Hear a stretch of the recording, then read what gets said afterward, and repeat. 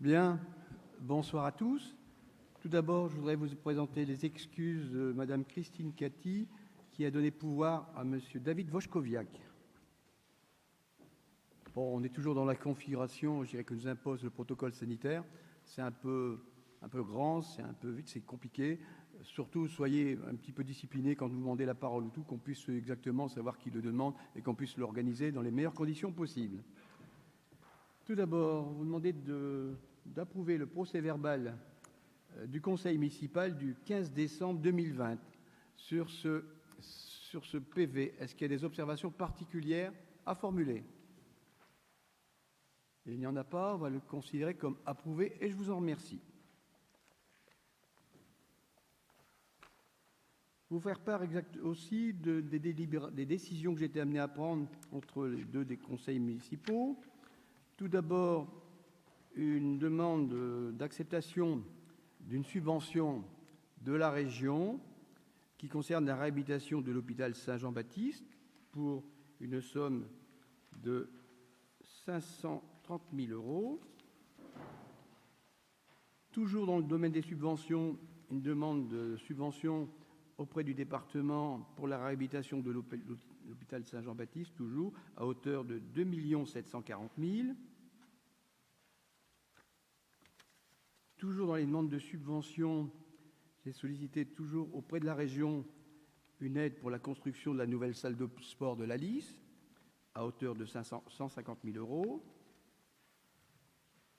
On a sollicité le département également pour la restauration des vitraux de l'église de Saint-Quentin à hauteur de 46 056,50 €, c'est précis.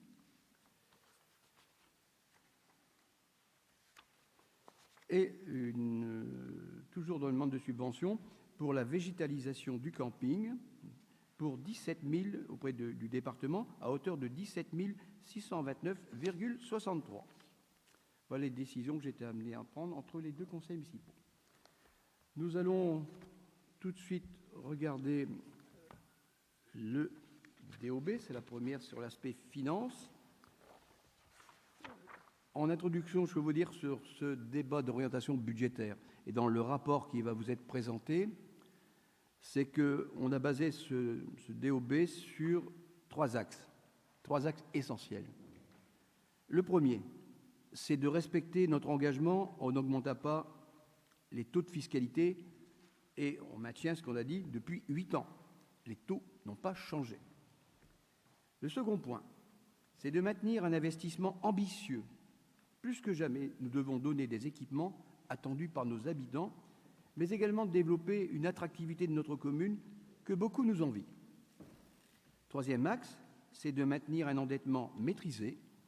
Notre capacité d'autofinancement nous permettrait de rembourser notre dette en 3 ans, alors que la moyenne nationale est plutôt de 5 ans pour les communes de la même strate qu'Hyères-sur-la-Lys. Cette capacité d'autofinancement, elle était de 2 820 7,54 € en 2019. Elle est, pour 2020, de 3 038 642,69 € pour 2020. Là aussi, on a des possibilités, avec cette capacité d'autofinancement, de pouvoir embraser effectivement un programme d'investissement ambitieux. C'est grâce à une gestion bien sûr rigoureuse que nous permet ces bons résultats que nous allons pouvoir vous présenter un budget, je dirais, assez confortable. Autre point à souligner, ce sont les charges de personnel qui sont restées en 2021 pratiquement, je dirais, au même niveau que 2019, sachant qu'il y a le glissement vieillesse-technicité, ce qu'on appelle le GVT intégré. Je dirais que même avec ça, on est encore dans des conditions très acceptables et on se trouve dans des strates, je dirais, de même taille que l'entreprise, que la commune aujourd'hui, qui nous permet de dire qu'on est très bien placé.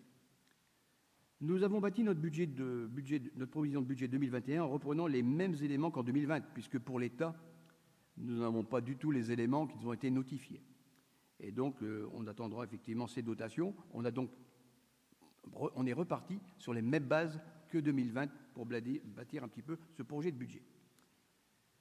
Il faut remarquer que les droits de mutation sur les ventes des maisons sont en hausse, ce qui prouve qu'Hyères, sur la Lys, est attractif. C'est un bon signe.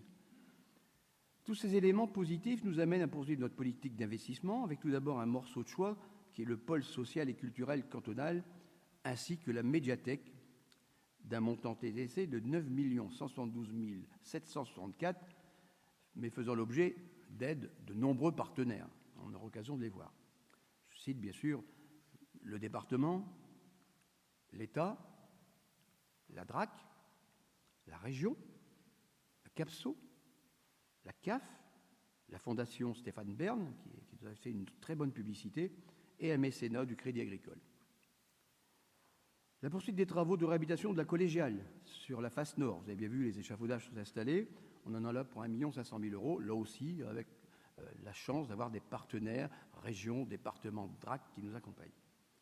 L'aménagement du Boulodrome pour 350 000 €, là aussi, on a beaucoup d'adhérents dans ce club qui vivaient dans des conditions, je dirais, à la limite de la salubrité, donc on a voulu quelque chose, je dirais, de plus adapté.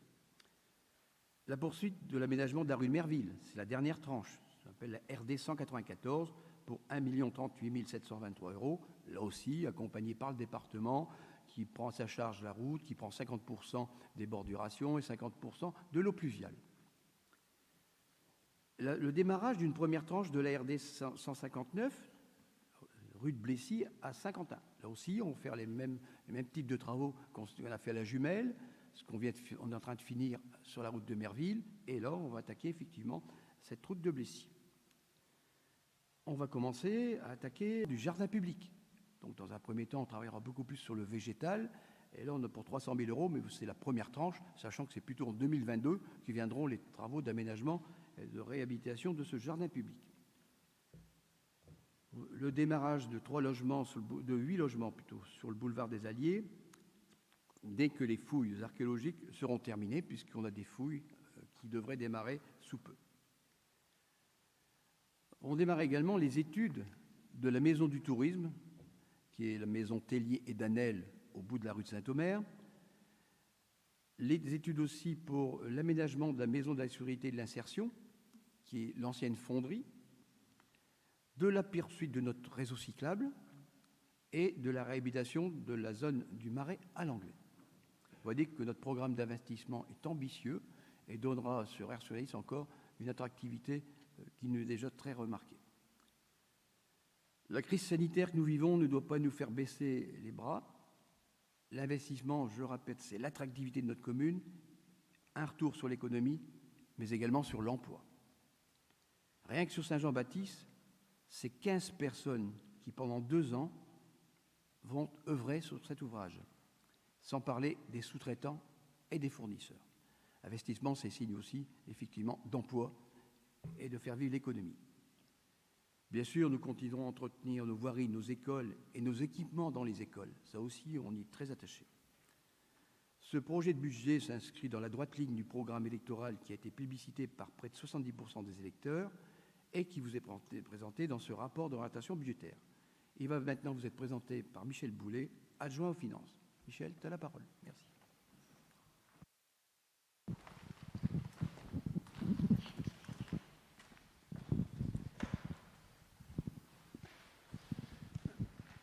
Bien, donc, concernant donc, le budget, donc il y a 2 budgets, le budget de la ville d'Hyères-sur-la-Lys et le budget de la zone d'aménagement concerté de Saint-Quentin.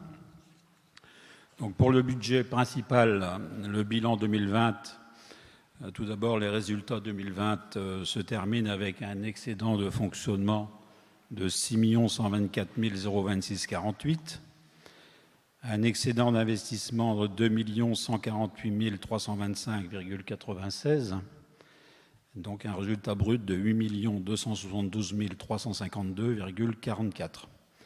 L'excédent de fonctionnement reporté est donc de 6 124 026,48.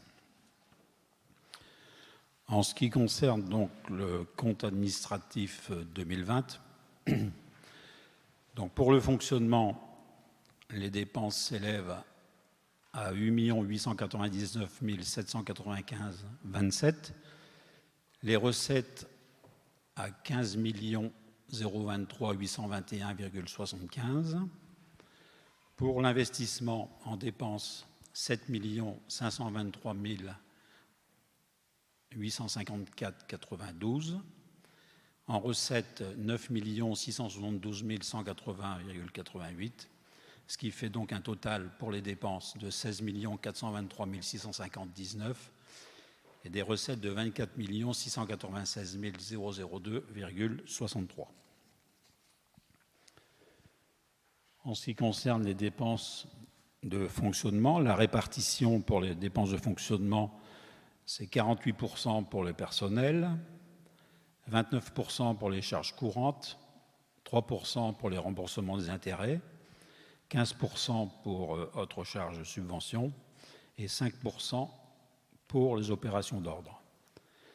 Les 48% de personnel, on voit que pour la moyenne de la strate des communes est de 59%. Donc on est quand même 11% en dessous.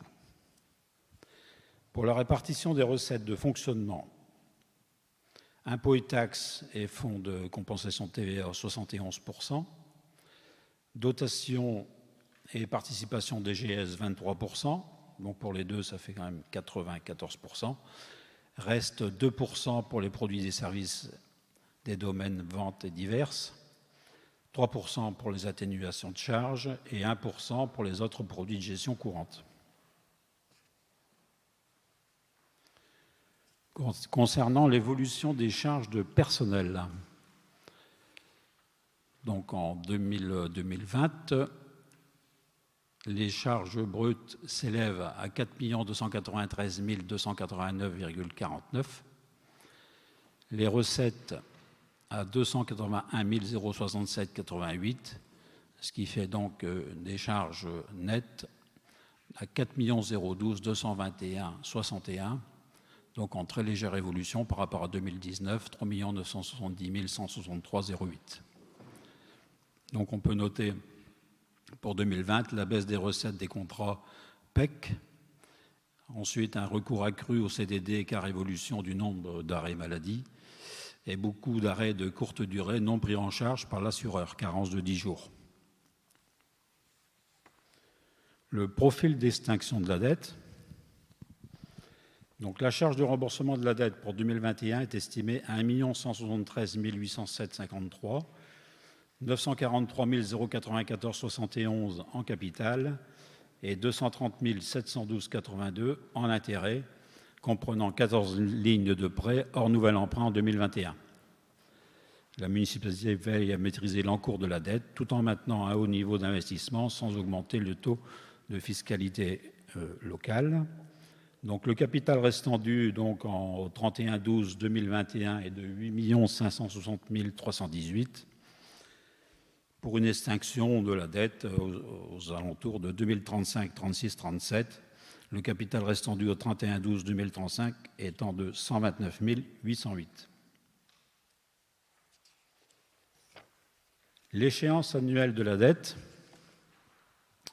pour 2021 en capital plus intérêt, donc comme je vous l'ai dit tout à l'heure, ça s'élève à 1 173 807,53 pour aboutir en 2035 à 142 126,88 et par exemple en 2030 670 528,55. La CAF brute en euros, c'est-à-dire la capacité d'autofinancement. Donc l'autofinancement brut de la commune permet de couvrir la charge du remboursement du capital. Et en 2020, elle s'élève à 3 038 642,69, à comparer avec 2019, 2 820 007,54. La capacité de désendettement. Alors, le ratio endettement divisé par la CAF représente le nombre d'années nécessaires au remboursement de la dette. Il est pour 2020 de 3 années 0,8. Il était en 2019 à 3 années 32, sachant que la moyenne nationale est de 5 ans en 2019. Autres ratios généraux, notre taux d'épargne brute, c'est l'épargne brute divisée par les recettes réelles de fonctionnement. Il est en 2020 de 27,12%. L'épargne nette ou CAF net, c'est l'épargne brute moins le remboursement de la dette en capital. Il s'élève à 171 987,13, ce qui nous donne un taux d'épargne nette, l'épargne nette divisée par les recettes réelles de fonctionnement, à 19,38%.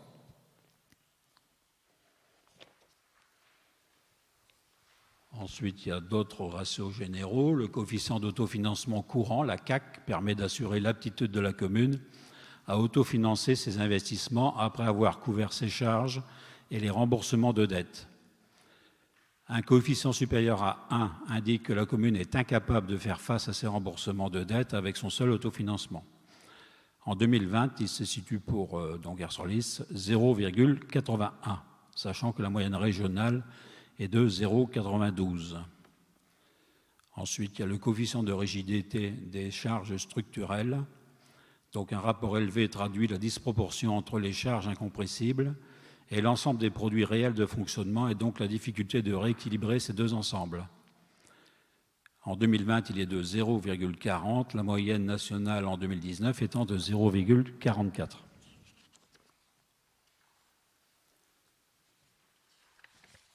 Prévisionnel 2021.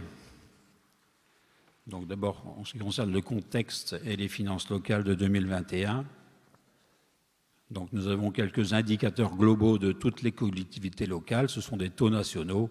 Il faut savoir que les recettes de fonctionnement baissent de 2% en 2020. Dépenses de fonctionnement augmentent de 1,4%. L'épargne brute baisse de 18,1%. Les investissements baissent de 5,8% et les encours de dette augmentent de 0,6%. Les indicateurs pour les communes. En 2020, les recettes de fonctionnement ont baissé de 0,6%. Les dépenses de fonctionnement ont augmenté de 1,1%. L'épargne brute a baissé de 10,3%. L'investissement a baissé de 13,7%. Et la dette a baissé de 1,6%. Alors, l'objectif national d'évolution des dépenses de fonctionnement pour les collectivités locales est de plus 1,2% sur la période 2018-2022. Les principales mesures de loi de finances pour 2021. Le montant de la dotation globale de fonctionnement fixé à 26 758 en 2021 contre 26 847 en 2020. Ensuite, il y a la reconduction au titre de l'année 2021 de la clause de sauvegarde relative au bloc communal confronté à des pertes de recettes fiscales du fait de la crise sanitaire. Il y a également la suppression des taxes funéraires, la poursuite de la réforme concernant la taxe d'habitation et l'entrée en vigueur progressive de l'automatisation du fonds de TVA en 2022 pour les communes. Ensuite, il y a le plan de France Relance qui garantit des recettes fiscales en 2020 et en 2021 au moins égales à celles perçues en moyenne entre 2017 et 2019 et un soutien à l'investissement local. Les perspectives 2021 en ce qui concerne les recettes de fonctionnement. Donc, tout d'abord, la dotation globale de fonctionnement, la DGF.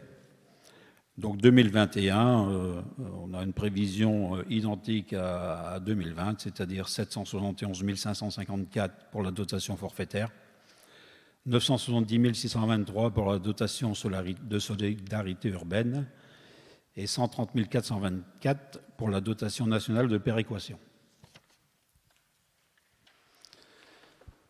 Alors, la fiscalité. Donc, tout d'abord, sur la fiscalité, la taxe d'habitation, qui est une réforme en plusieurs étapes pour les collectivités.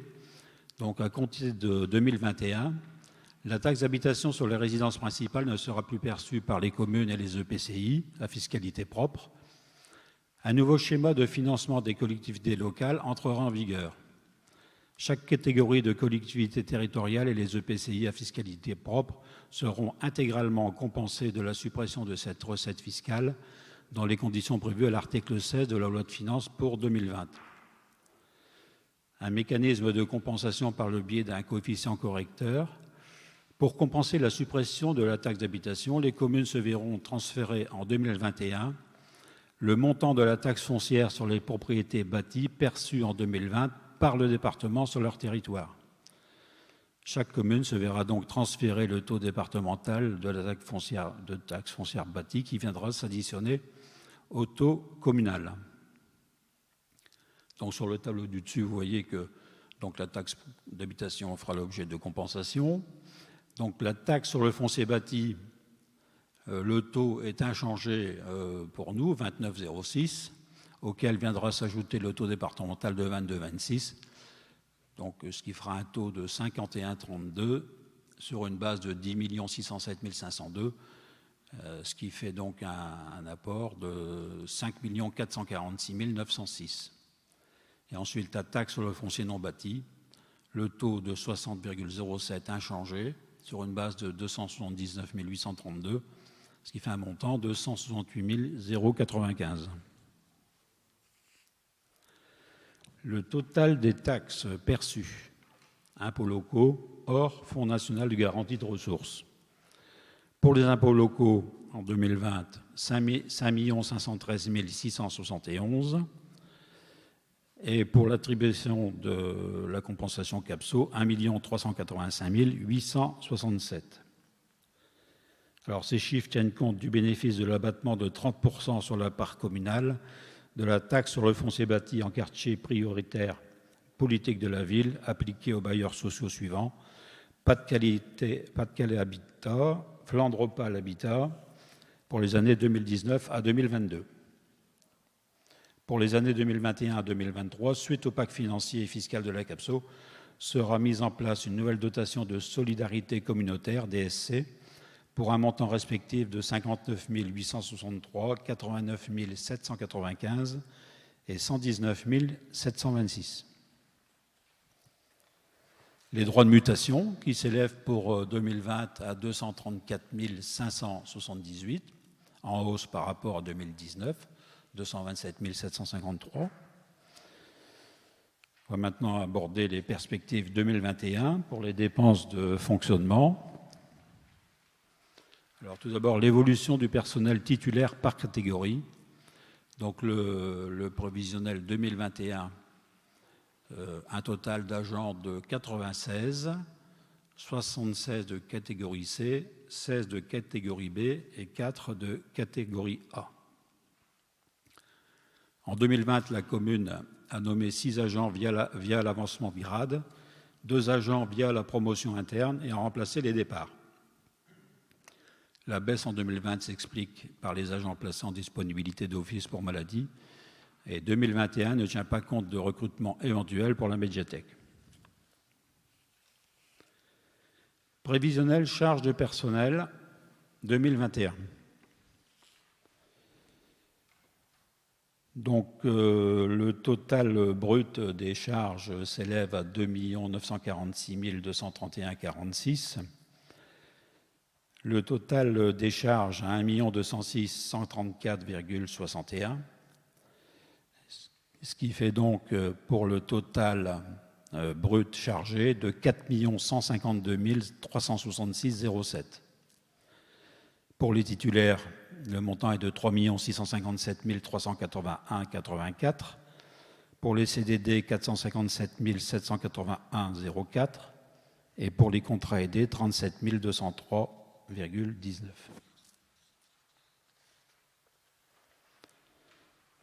Alors, le détail prévisionnel des charges de personnel titulaire en 2021. Donc là, ce sont des montants bruts non chargés. Traitement de base, 2 101 400,18. NBI, 24 466,71. Régime indemnitaire, 379 570,32. Heures supplémentaires rémunérées, 18 003,73. Les astreintes, 19 916,21.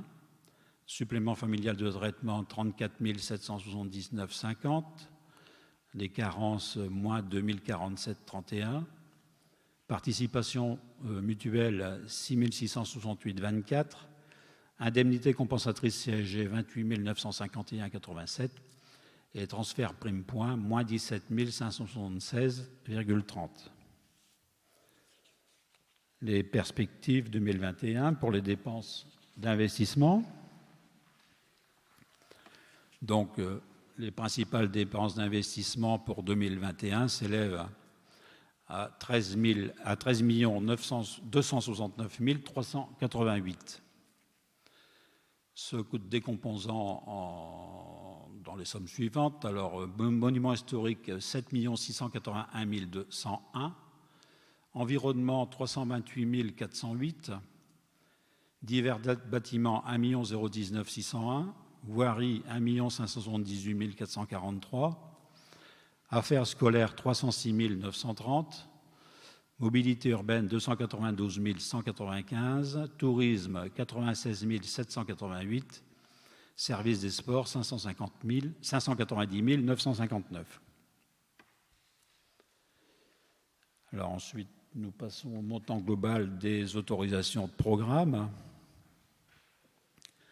Pour la collégiale Saint-Pierre, tranche ferme et tranche optionnelle numéro 1, 3 205 297.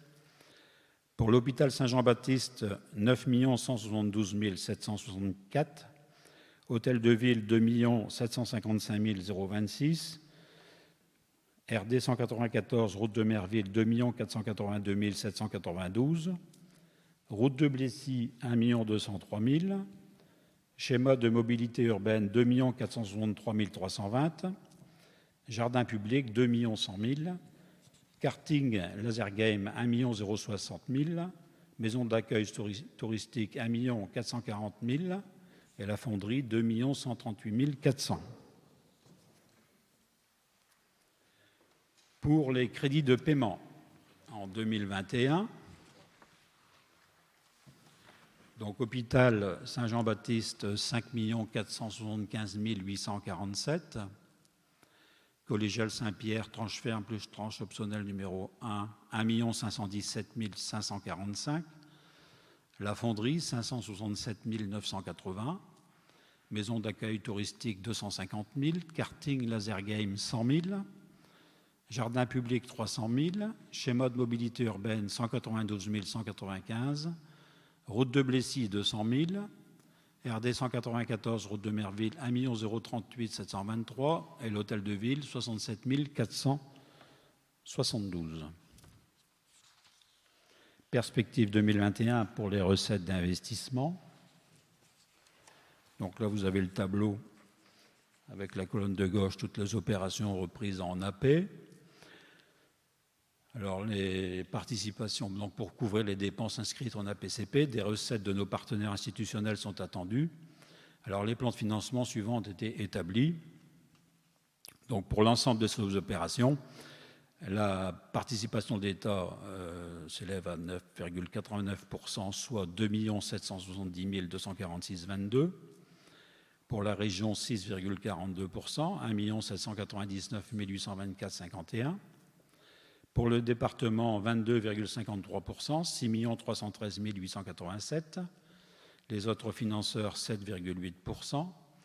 Le fonds de compensation de TVA, 16,4% pour 4 596 499,06, ce qui donne donc à la charge de la ville en autofinancement ou en emprunt de 36,95%, et qui s'élève donc à 10 354 129,21. Et enfin, le budget de la zone d'aménagement concerté de Saint-Quentin. Donc le budget 2020 de la ZAC de Saint-Quentin est clôturé par un résultat d'ensemble de moins 1 355 600,94. Le budget 2021 de la ZAC de Saint-Quentin est prévu à hauteur de 3 826 970,42 en section de fonctionnement et 3 595 765,63 en section d'investissement. Voilà, monsieur le maire. Merci, Michel. Ça y est, le débat d'orientation budgétaire est ouvert. Qui souhaite prendre la parole? Oui, monsieur Ries, on va vous apporter un micro.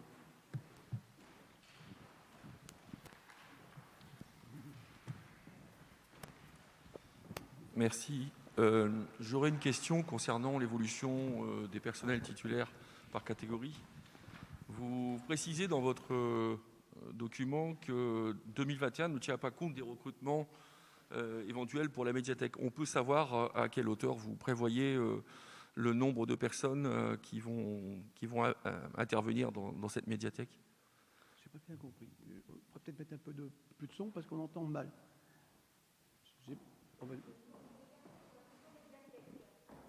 Le nombre de personnes que l'on va recruter? Oui. Si Alors, vous voulez, je parle un peu plus fort. Voilà. Excusez-moi, je n'ai pas bien entendu la question. C'est pas grave. Simplement, une question qui tourne autour du personnel titulaire. Vous prévoyez pour 2021 de recruter, mais on ne sait pas le nombre exact de personnes qui vont intervenir autour de cette médiathèque, puisque là, ça va générer directement des coûts supérieurs en personnel. Alors, bien sûr, vous imaginez que sur une structure de cette dimension, on va mettre du personnel et du personnel supplémentaire. Mais pas que du personnel supplémentaire, parce que nous avons aussi du personnel qui est aujourd'hui mis à disposition du centre de l'espace socioculturel, qui vont revenir dans le giron de cette médiathèque. On a la ludothèque, on a des bibliothécaires, tout ça, ça va être repris. On est en train de regarder avec l'espace socioculturel pour reprendre une partie du personnel qui était affecté dans les tâches qui vont être reprises dans le cadre de cette médiathèque.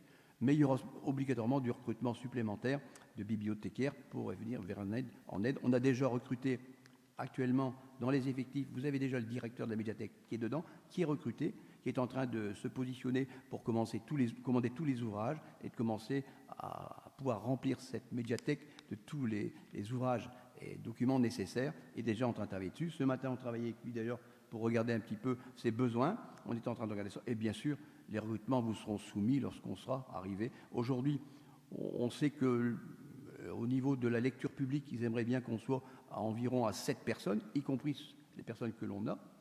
Et on est en train de regarder avec eux pour essayer aussi d'avoir du bénévolat, parce que ça se fait beaucoup dans certains endroits. On a les gens effectivement titulaires, les spécialistes, qui sont accompagnés de bénévoles. Donc tout ça, c'est en train d'être regardé pour trouver un fonctionnement qui limite effectivement, l'empreinte sur le budget de fonctionnement, et qui nous permette d'avoir à satisfaire les besoins d'une structure comme celle-là. D'autres interventions? J'aurais une deuxième question concernant le karting et le laser game. Je suis un peu surpris que sur cette ligne-là, vous ne captiez pas de subventions. Est-ce que c'est une opération qui va sur une DSP ou... Voilà, c'est cette question que j'aurais. Vous savez, je suis plutôt renommé comme un chasseur de primes qu'autre chose. Vous avez vu tout à l'heure dans le tableau qui vous a été présenté, l'autofinancement, c'est même pas 40% de la commune sur tous les projets qu'on propose. Là, quand on vous a présenté l'anglais, c'était simplement de commencer l'étude de l'anglais. Et ça sert à quoi l'étude? D'aller chercher les subventions. Tant que je ne fais pas cette étude, je ne peux pas aller chercher les subventions. De plus en plus, dans les appels à projets que font toutes les collectivités, régions, départements, CAPSO, même l'État, nous demande toujours un projet. Pour faire ce projet, j'ai inscrit une somme qui nous sert à bâtir le projet, de l'affiner, et on peut aller chercher les subventions. Le but, c'est d'abord de créer le projet pour aller chercher les subventions. C'est pour ça que là, on ne peut pas vous donner des subventions, on est en train de créer le projet. On ne va jamais chercher des subventions sans donner des éléments techniques ou financiers à celui à qui on va sonner à la porte. D'autres questions? Bon, vous avez bien vu que ce budget est basé encore une fois sur de l'investissement, une fiscalité qui est maîtrisée, les emprunts qui sont maîtrisés. On est dans une situation, je dirais, de bonne gestion en père de famille. Je crois que c'est un peu ça qu'on peut dire de la gestion par rapport à la strate des communes de 10 à 20 000 habitants dont on fait partie sur les Hauts-de-France. On est classé 7e dans la bonne gestion. Ça veut dire que quelque part, notre gestion est reconnue à très haut niveau. Ça veut dire qu'actuellement, on fait très attention à ne pas augmenter nos dépenses de fonctionnement. On essaye d'aller chercher des partenaires pour tous nos investissements, et ce qui fait qu'on a un budget, je dirais, qui nous permet d'envisager de faire des choses pendant ce mandat. D'autres interventions? Bien, s'il n'y en a pas, on va considérer qu'il y a bien eu un débat d'orientation budgétaire et que vous m'en donnez acte. Donc on ne vote pas, bien sûr, un débat d'orientation budgétaire, on vote simplement, on donne acte à travers le vote qu'il y a bien eu un débat d'orientation budgétaire. Qui est contre? Qui a eu débat? Qui s'abstient? Unanimité. Je vous remercie. On va continuer toujours dans le cadre des finances. Et c'est Daniel Michel qui va toujours rapporter et qui va nous parler d'ajuster les tarifs municipaux. Tu as la parole, Michel.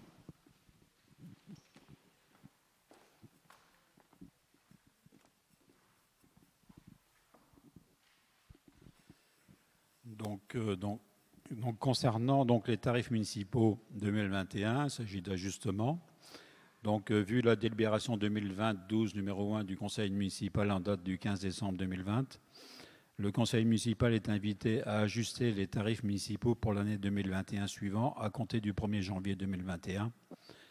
Donc, vacation funéraire, 20 €. Donc, c'est les prix donc, à partir du 1er janvier 2021. Droit d'exhumation 65, inchangé. Taxe de dépôt 22. En fait, c'est les droits d'inhumation qui sont supprimés. Et pour le prêt de matériel, donc caution unique, quel que soit le matériel et la quantité empruntée, on propose la somme de 100 € à compter du 1er janvier 2021.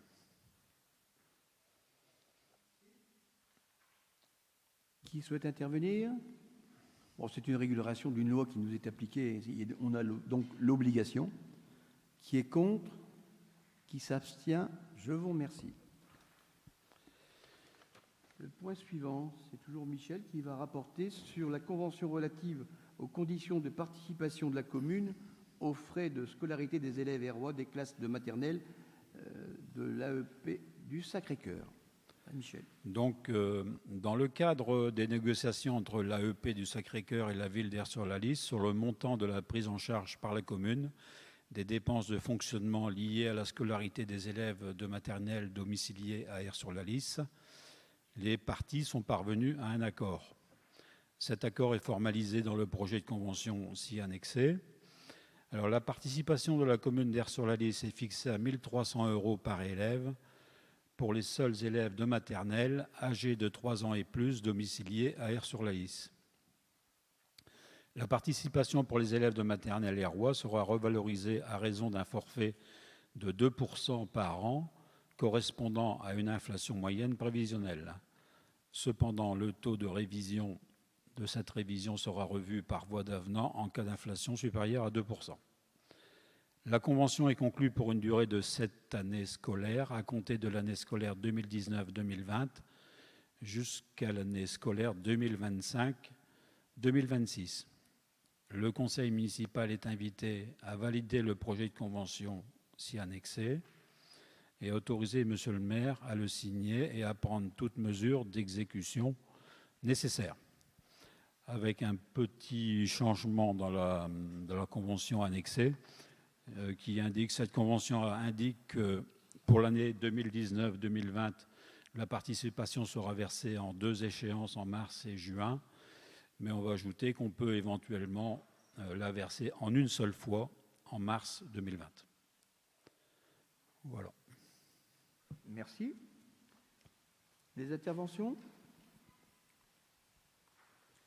C'est la loi, bien sûr, et on considère que les enfants, qu'ils soient dans le public ou dans le privé, doivent être considérés de la même façon. Et c'est donc pour ça que la loi nous impose, à cette convention qu'on a avec les établissements privés, on a trouvé un accord gagnant-gagnant, ce qui nous a permis de trouver, à vous présenter cette convention. Qui est contre? Qui s'abstient? Je vous remercie. Le point suivant concerne l'élaboration d'un pacte de gouvernance. Et un avis vous est demandé, effectivement, par commune. Ça va être demandé aux 53 communes de la CAPSO. Ce pacte de gouvernance, bien sûr, a été approuvé par la CAPSO. Et je vais vous donner les éléments un petit peu qui sont dans ce pacte de gouvernance qui vous a été transmis. Conseil communautaire de la communauté d'agglomération de Saint-Omer, la CAPSO, par délibération du 22 octobre 2020, a pris acte de l'élaboration de ce document, étant précisé que celui-ci étant adopté dans les 9 mois, devait être adopté dans les 9 mois du renouvellement des conseils municipaux après avis simple des conseils municipaux. Le pacte de gouvernance, tel que proposé dans le projet transmis aux communes le 8 janvier 2021, affirme les valeurs fondatrices et partagée de l'agglomération qui touche au respect des identités communales. À ce titre, il place la solidarité, la proximité et l'équité au cœur de la coopération intercommunale et précise l'ambition collective pour le développement du territoire. Le pacte définit par ailleurs les modalités de la gouvernance et le rôle de chacun des instances décisionnelles afin de garantir la bonne articulation et la complémentarité entre la CAPSO et les communes et préserver l'efficacité de la prise de décision. Les orientations en matière de mutualisation sont également présentées dans ce document.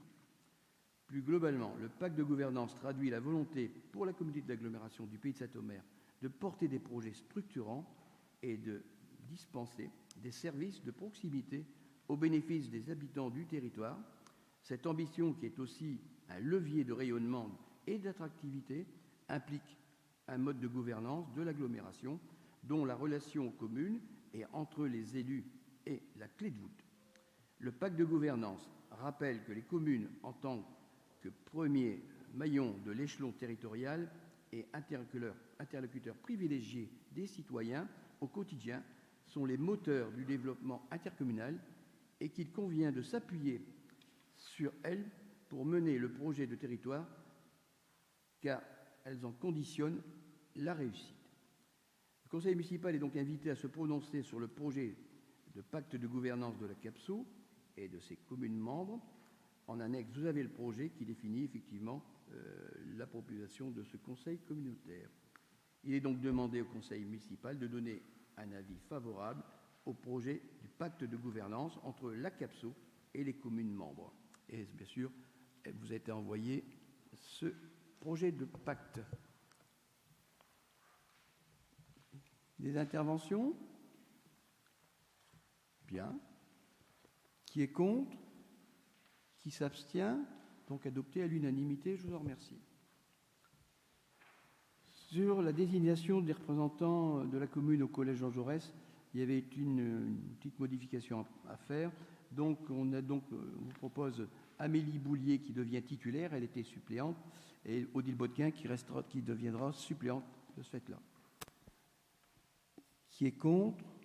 Qui s'abstient? C'est une régularisation. Merci.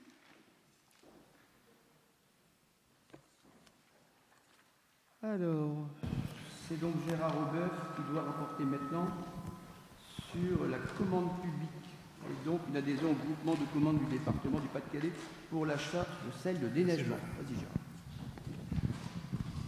Alors, vu le Code général des collectivités territoriales, vu l'ordonnance 2015-899 du 23 juillet 2015 et le décret 2016-360 du 25 mars 2016 relative au marché public, vu la convention constitutive du groupement de commandes s'y annexé pour l'achat de sel de déneigement, dont le département du Pas-de-Calais est le coordonnateur. Considérant que le CAO sera celle du coordonnateur et que les autres partenaires sont la communauté urbaine d'Arras et les communes d'Arras, Borainville, Campagne-les-Édins et Rolancourt, considérant l'intérêt de rejoindre ce groupement de commandes pour la période 2021-2025, la quantité de sel approximativement commandée sera de 50 tonnes par an, réparties comme suit: 25 tonnes de sel en vrac et 25 tonnes de sel en sac de 25 kg.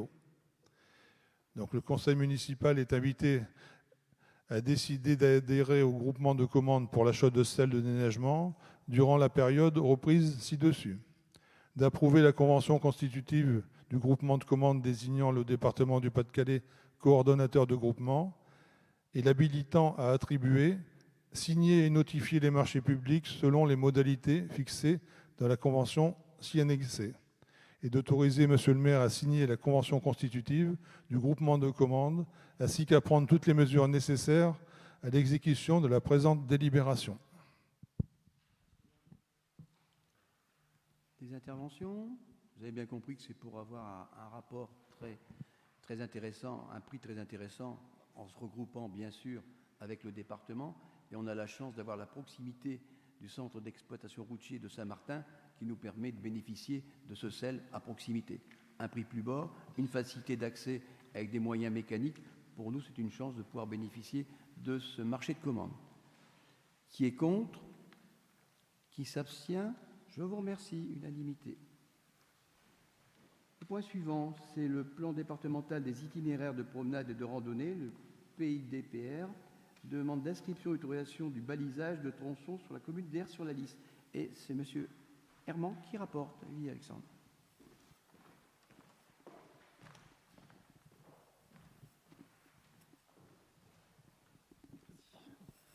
Donc, dans le cadre du suivi de l'itinéraire de grande randonnée du Pays de la Lys, opéré par le comité départemental de randonnée pédestre, il apparaît une différence entre le tracé inscrit au plan départemental des itinéraires de promenade et de randonnée par le conseil départemental et l'itinéraire qui est balisé sur notre commune. Par conséquent, dans un souci de mise en cohérence, Monsieur le Président du conseil départemental du Pas-de-Calais nous a informé du projet de modification d'itinéraire de randonnée concernés par le plan départemental des itinéraires de promenade et de randonnée. 5 tronçons sont concernés par cette modification. Donc le 24 rue de Merville, le 25 rue Champêtre, le 26 la voie communale numéro 3 dite de Saint-Venant, le tronçon 27 voie communale numéro 17 dit du Bas-Ouleron et le 28 de la rue Verte. Donc tous ces tronçons sont du domaine public et appartiennent à la commune. Donc vous avez à l'écran le tronçon rouge qui est à supprimer et donc ces nouveaux tronçons qui sont de couleur verte qui vont être modifiés. Considérant l'intérêt que présente pour la pratique de la promenade et ou de la randonnée, le conseil municipal est invité à donner son accord au nouveau tracé de l'itinéraire de grande randonnée de pays GRP de la Lys, de proposer l'inscription au PDIPR des tronçons numéro 24 à 28 appartenant à la commune d'Aire-sur-la-Lys, s'engager à permettre le passage des promeneurs et randonneurs dans de bonnes conditions et entretenir l'itinéraire, autoriser la réalisation du balisage et de la signalétique des itinéraires selon les dispositions retenues par les différents comités sportifs, de randonnée pédestre, de marche nordique ou de randonnée équestre, et de s'engager à proposer un itinéraire de substitution approprié en cas d'aliénation d'un chemin ou de modification consécutive à des opérations foncières ou d'aménagement. Des interventions? C'est une régularisation d'un tracé qui semble plus adapté à la demande du département et c'est pour ça qu'on vous le propose. S'il n'y a pas d'intervention, qui est contre? Qui s'abstient? Ah, il y a des retours. Bien. Merci. Unanimité? Merci. Et avec M. Herman, donc c'est là sur l'adoption du règlement intérieur de l'abri vélo situé sur le parking de covoiturage qui va être opérationnel sous peu. Vas-y Alexandre. Donc un abri à vélo sécurisé et automatique a été installé donc, sur la zone de covoiturage au niveau du barreau des Alliés. Donc c'est un service gratuit qui sera offert aux particuliers afin de stationner leur vélo sur l'aire de covoiturage. C'est un service qui sera accessible 24 heures sur 24, 7 jours sur 7. Les réservations se feront par le biais d'un site internet. La durée maximum de réservation, enfin de stationnement dans cet abri à vélo sera de 7 jours. Et on pourra y stationner les bicyclettes, les vélos à assistance électrique, les vélos pliants et les trottinettes. Vu le Code général des collectivités territoriales, vu le Code du tourisme, considérant la nécessité d'adopter un règlement pour l'abri à vélo situé sur le parking de covoiturage rue des Alliés, le conseil municipal est invité à adopter le règlement de l'abri vélo qui est annexé dans vos documents et à autoriser monsieur le maire à prendre toutes les mesures nécessaires à la mise en œuvre du présent règlement. Merci. Des questions? Vous avez bien vu qu'on était dans le domaine de l'intermodalité, le bus, la Capso qui viennent faire les liaisons avec la gare, l'aire de covoiturage, et maintenant on a mis effectivement un abri à vélo, je dirais de dernière génération, où on a tout ce qu'il faut pour entretenir le vélo et stocker dans des conditions de sécurité. Des questions? Qui est contre? Qui s'abstient? Je vous remercie. Le point suivant, on est sur l'urbanisme et c'est la reconduction de l'aide aux primo-accédants pour l'année 2021 et c'est Mme Botquin qui rapporte. Vas-y Odile.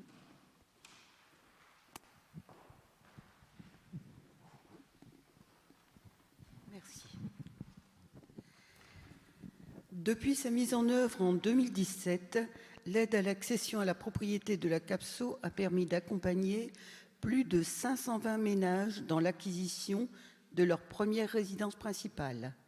Cette aide a évolué en 2019 pour répondre notamment à l'appel à projets du Conseil régional des Hauts-de-France, permettant l'octroi d'une aide supplémentaire de 6 000 € pour l'acquisition et l'amélioration durable des logements. Ce dispositif régional a été prolongé d'une année supplémentaire et se terminera le 31 décembre 2021. 25 communes ont décidé de s'associer à cette action, permettant à 53 ménages, au 15 octobre 2020, de bénéficier du dispositif. Dans le cadre de l'élaboration du nouveau programme local de l'habitat, dont les travaux devraient démarrer au premier semestre 2021, il est envisagé de revoir le règlement de cette mesure afin de l'adapter aux besoins du territoire et de sa population. En attendant, le Conseil communautaire de la CAPSO a décidé de reconduire cette aide à l'accession à la propriété destinée aux primo-accédants pour l'année 2021 en conservant les critères de 2019-2020, à savoir ne jamais avoir été propriétaire, être âgé de 30 ans maximum, acheter un bien achevé avant 1948, réaliser des travaux d'amélioration de 4 000 € hors taxe minimum, acquérir le bien dans une commune participant au dispositif par un abondement de cette subvention d'un montant minimum de 2 000 € et de maintenir l'enveloppe totale financière de 200 000 € par an, soit 50 dossiers. Les acquéreurs pourront bénéficier de cette aide uniquement pour un achat sur une commune contribuant à l'aide, pour un montant compris entre 2 000 et 4 000 €. Il vous est donc proposé de vous prononcer sur les dispositions suivantes. Abonder cette subvention aux primo-accédants de la commune répondant aux critères de l'aide sur le périmètre de la ZPP-AUP exclusivement. De fixer le montant de la subvention communale à 2 000 € par logement pour 10 dossiers maximum. Valider l'éligibilité des dossiers des acquéreurs ayant signé leur acte de vente à partir du 1er janvier 2021 et d'autoriser Monsieur le maire à prendre toutes mesures d'application nécessaires et à signer tous les documents afférents. Merci. Est-ce qu'il y a des questions? Je crois que c'est un beau dispositif qui est initié par la CAPSO et qu'on accompagne avec la région. Je crois qu'on doit poursuivre si on veut que des jeunes puissent revenir s'installer sur aire. Tout à l'heure, on l'a bien vu qu'on avait un regain un petit peu d'installation sur aire. Je crois que ça, c'est au primo-accédant, c'est une bonne opération. Qui est contre? Qui s'abstient? Je vous remercie, unanimité.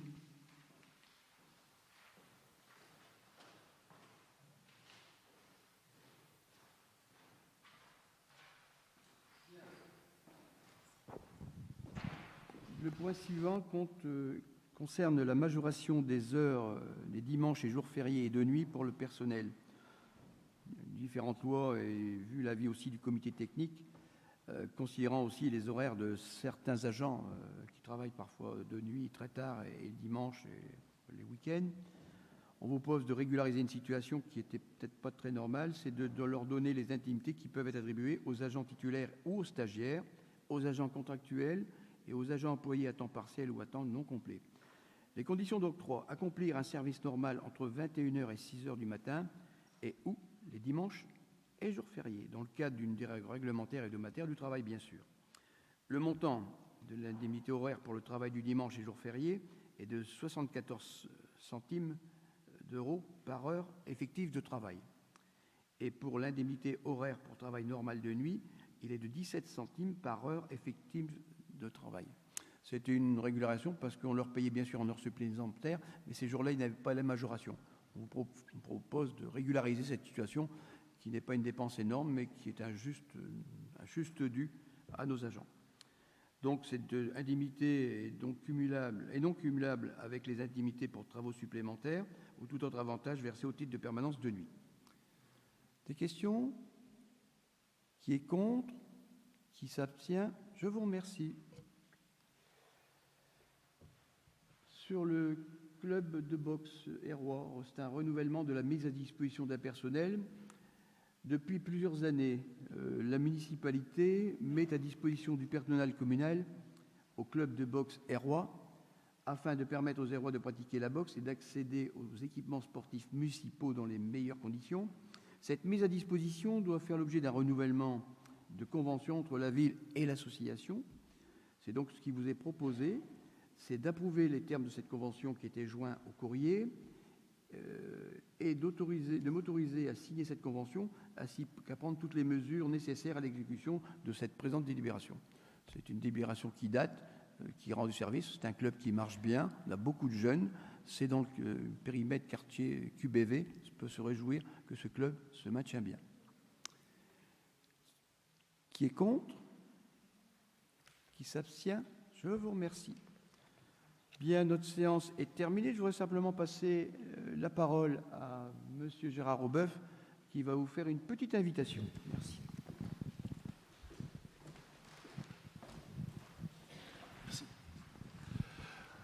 Ouais, comme vous le savez, l'OSA Football s'est qualifié pour les 32e de finale de la Coupe de France de football, après avoir éliminé les deux équipes supérieures à elle de deux niveaux, Chantilly et la semaine dernière Amiens.